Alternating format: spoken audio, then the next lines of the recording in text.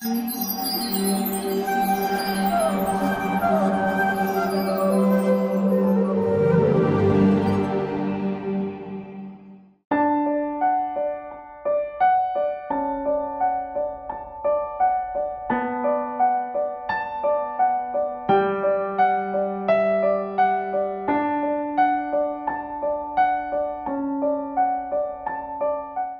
Krishna. My name is Hayagriva Das. I'm a member of the International Society for Krishna Consciousness. I'm originally from Montreal, Canada. I'll just share a little bit about my story, what brought me to spiritual life, what sparked my interest into looking for higher principles of life. So I remember what really started it for me was when I was a child, when I was 5 years old. I remember sometimes I would have these deep questioning. I would just look at myself in the mirror and I was thinking, so I was just looking at myself, looking at the body, and I was thinking, if I'm a person in truth, am I really this body? So since that time I was always questioning myself about the origin of identity.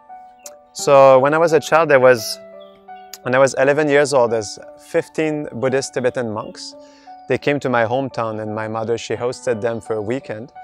So it was quite amazing. Like for breakfast, we had pancakes and these 15 monks were chanting mantras, you know, before the breakfast. And I was really inspired by their wisdom, by their peace of mind, simplicity. And they seemed to be very happy. One of these 15 monks stayed in Quebec City. So all my childhood I would actually associate with him. He will teach me about Buddhism and spirituality, and he also even Tibetan cooking. So it stayed like that, and throughout my life as a teenager I was always looking for spirituality. And I learned meditation from different monks, different spiritual teachers. And also throughout my childhood I was always interested about more like the monastic lifestyle. Like a lifestyle of simplicity, simple living but high thinking. So before I tried to become a monk in 4 other spiritual movements, in Buddhism, in some other spiritual movements of the East, and it never really worked somehow, but I felt I was always looking for something higher and trying different practices. And, also at some point in time I became a social worker, so I was traveling all around the world. And in my travelings as a social worker, I was always wondering, like, what I am doing my service, is it really complete? Because I felt I was helping people to have a better peace of mind, better family dynamic, help them to get some work, so help them to be integrated into society. But I was feeling, I'm doing all these for the person, but am I doing anything for the soul? So that's what inspired me actually about spirituality, is to try to help others and help myself also, but at a spiritual level. Understand what is the difference between the body and the soul, and how to be truly happy, like not something external, but a happiness that is lasting, that is always fresh, ever new and ever expanding. And it's something in my travelings all around the world, as I went from one place to the next and tried different experiences in life. This is something I didn't fully experience completely. There was some happiness, but it wasn't really something I was looking for. I was looking for the happiness of the soul, something that is everlasting, something that is more like true to our true identity. So in 2006, I went to India for the first time, and I was looking to do some volunteer work. So I went online and I found this place in South India called Bhaktivedanta Eco Village. This place was like away from all civilization, in the jungle, in the mountains. There was no electricity, close to Udupi. And so mainly my service there was to take care of cows. And it was quite a deep experience, taking care of the cows like this. Like when you work so closely with cows, you really feel their presence like mothers. They're very motherly to you, you know, when you take care of them and when you feed them, there's this reciprocation of love that is quite unique. There's this natural symbiosis between human and cow. Just like we see there's a natural symbiosis, harmony between like the bee and the flower. It's just the same with the cows. So something I appreciated there was simple living, high thinking, is that people were living very simply in the forest, didn't have so much material facility, but were so happy, so satisfied in life. And there was also this principle of community. This is one of the things that I really got from this, is the principle of community, how important it is to actually develop that feeling of being together, togetherness through community, like when this feeling where we belong, we feel we belong to a same group, you know, where we actually, which is beyond even like sectarian belief, something that is more universal, spiritual. Because those people, the culture that they were practicing is the culture of the soul. So it was really nice to see actually how they were, you know, when I was there was people from different parts of the world, and just to be together in this environment, in an environment that is simple, where there are some spiritual principles, where people practice meditation. This is quite the best environment for developing deep relationships, but also to be in peace with oneself and to try to understand more about who we are really, try to understand where we're coming from, and understanding a bit more about the purpose of life. Because sometimes in the cities with the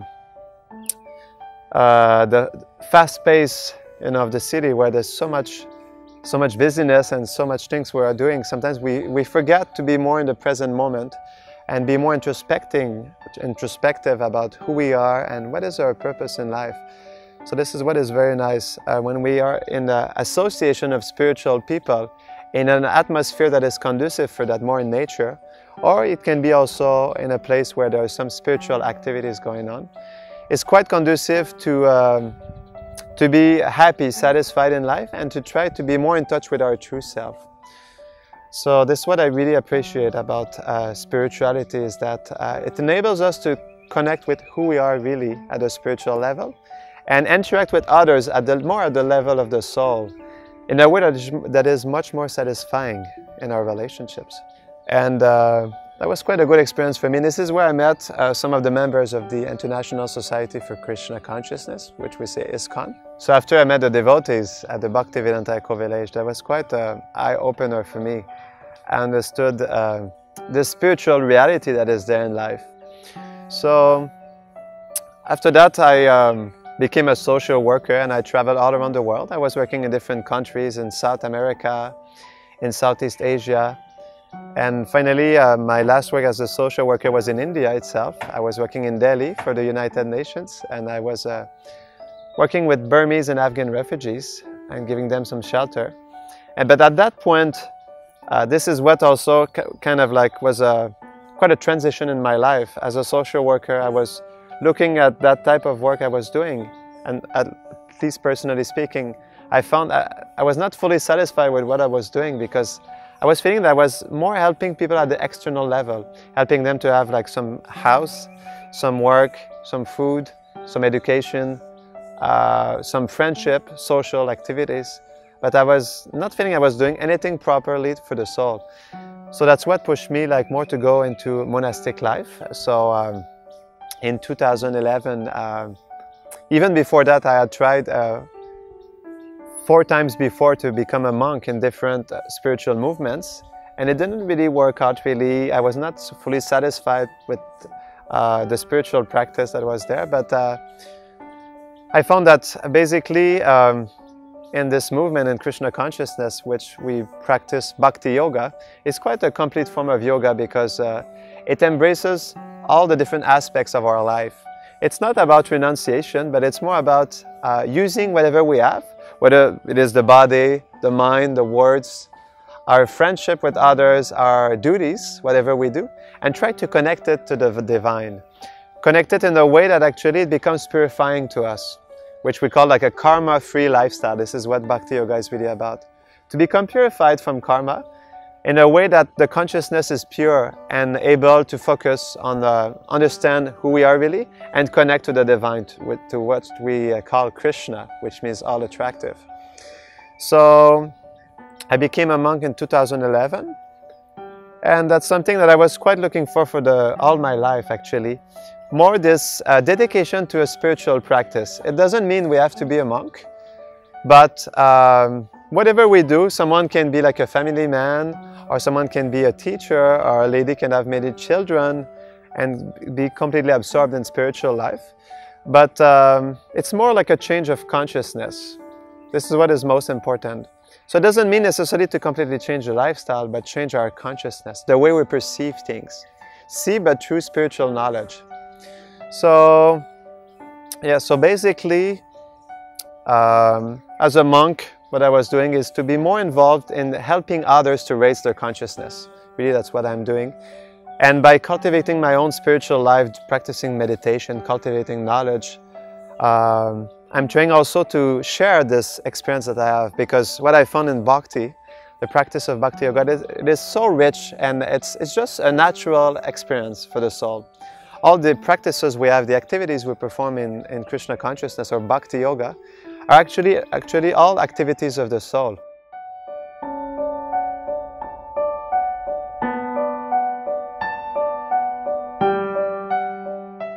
So basically that's what I've been doing for the last 6 years, is to try to help people raise their consciousness by connecting them to spiritual activities. Like we have kirtan that we do, which is the chanting of mantras.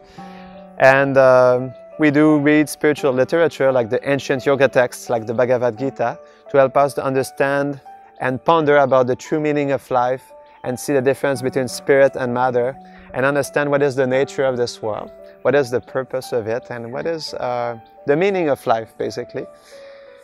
So for the last 5 years in Canada, I've been traveling all across Canada, sometimes going to Cuba also, a little bit in the United States, and try to help people by doing some mantra meditation, teaching them about a little about the different spiritual principles of life, like karma, reincarnation, meditation, and also try to introduce some spiritual lifestyle, like we are vegetarian in our practice.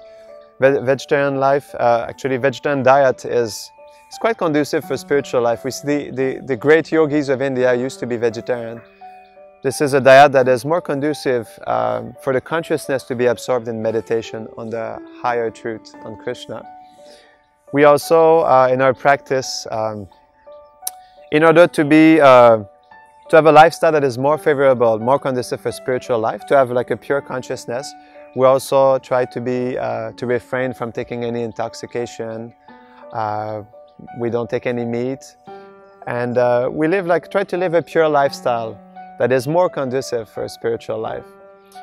Because you know, the lifestyle is very important. Lifestyle that you have, because lifestyle is based on certain activities that have certain qualities. Lifestyle and association is very important. So the lifestyle that we have and the association that we get from people, because association basically transforms the way we are. There's this great saying, Bhaktivinoda Thakur said that our nature can be completely transformed by the association that we have. So this is what is very important in spiritual life. We have to see first what is the association that we take. If we want to become spiritual, are we associating with people who are like who are favorable to spiritual life, who can inspire us about spirituality? So association is quite an important thing in spiritual life. So practicing Bhakti Yoga has been quite transformational in my life. If I see before spirituality or practicing Bhakti Yoga and what I've become now, I see quite a difference. I remember before I was trying to be happy, but the happiness I was experiencing was not so complete. I was feeling not completely satisfied. I was looking for something more tangible, a deeper experience of happiness. And this is what I really experienced in Bhakti Yoga, because the activities we have are really based on the soul. They actually awaken the soul. So when I became a monk, that has been quite a shock for my family, because I've come from like a Roman Catholic background. So it has been quite a shock for especially my father. My mother is more spiritual. She was used to do yoga when I was in her womb. But it has been quite a shock for my family, because from the background when I'm coming, my family members are not so much into spirituality. So that has been quite a change for them.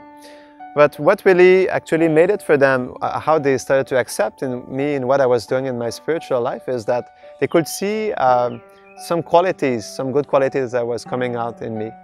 And they would appreciate the peace of mind that I had, the happiness, simplicity I was experiencing. And they got really inspired by that, actually. And some of my family members also started to practice meditation. My mother came to Mayapur, which is kind of quite a special place for spirituality. So I could see that, you know, by becoming myself more spiritual, by being more in peace with myself, and by having a change of consciousness, some purity of mind, I was actually influencing my family, making them more favorable for a spiritual life. So that's something that is quite important also, is that when we become spiritual, it's not just a change for ourselves, but also everyone around us becomes influenced by it. Everyone becomes inspired and is getting some desire to practice spirituality as well. So this is what is important, is that when we become spiritual, when we change our lifestyle and try to develop more like a pure consciousness, then we don't only change ourselves, but everyone around us that we associate with. So this is something that is quite amazing. So I remember, actually I became a vegetarian like when I was 18 years old, and this is before I met the devotees. But something interesting about that is, as soon as I stopped eating meat, the first day actually I saw a change in my consciousness. So that was quite interesting to see. Like I could see the direct experience of you know, reducing the quantity of meat and being more like eating more like a vegetarian diet, and I saw a direct impact on my consciousness. I became more positive, and there was some more lightness in my consciousness. And when I started to meditate, I found that that was actually quite conducive for spiritual life. And I'd like also to share a little bit about the first chanting that I experienced, chanting the Maha Mantra, the mantra Hare Krishna. So when I chanted this mantra for the first time, that was at the Bhaktivedanta Thakur village, and that was such a unique experience. I was feeling like my soul was living, you know, starting to live finally. And you know, there was this feeling of awakening and a feeling like alive and just feeling present. So that was quite a unique experience for me. I could see like this sacred vibration of this Maha Mantra was actually opening myself to more like a spiritual reality. So it was quite amazing. And the association of devotees also. I've met spiritual people from all walks of life, in different religions and spiritual movements, but there's something quite unique with the devotees, the members of this Krishna Consciousness movement, which we call devotees, is that there's a unique sweetness to them. That's what I can say, sweetness. They're very sweet in their exchanges with others. And this is because they have their entire life is based on this attitude of service, serving others. This is something that I really appreciated in them, is that I didn't see any ulterior motives in them. They didn't have any agenda, or they were just there for me, just to serve actually, to assist me in my spiritual life, and just try to share, you know, share their wisdom, share their happiness, share their food also.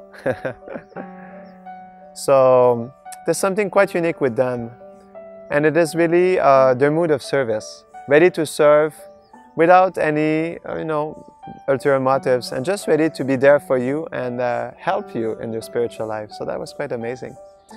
And they also shared with me something very unique, which we call prasadam.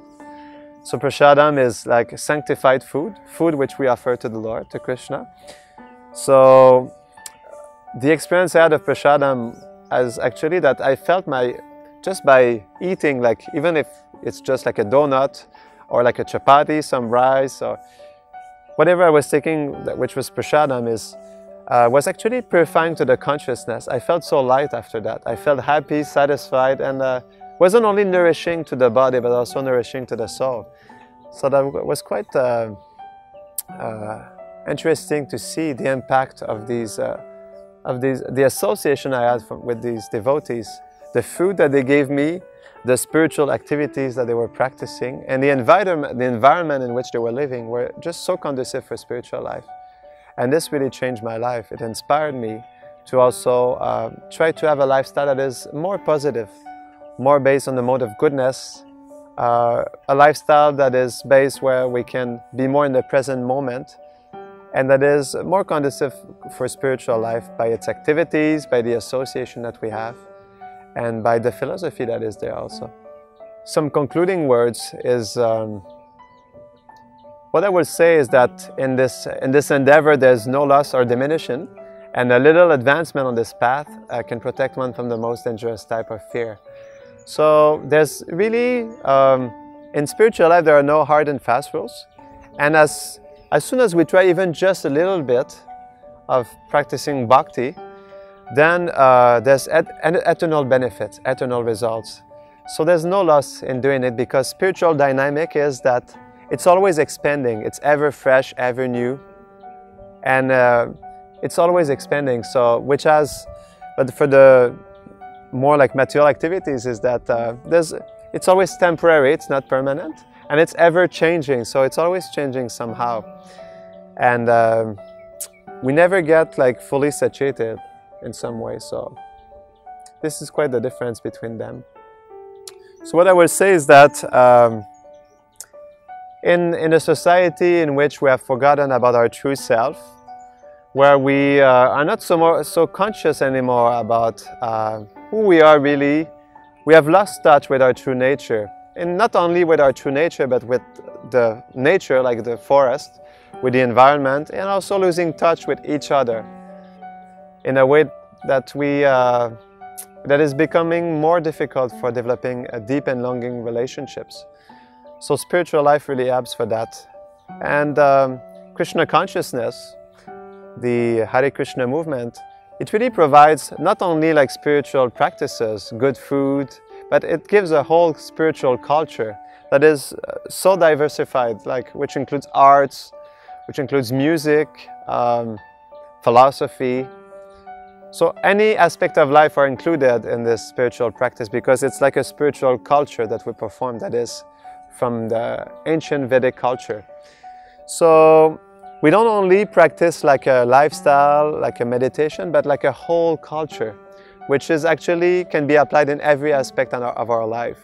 So this is something that is quite nourishing, that is quite fulfilling, because we can use any aspect of this spiritual culture in a way that is nourishing, not only for the body and the mind, but also for the soul. Thank you very much.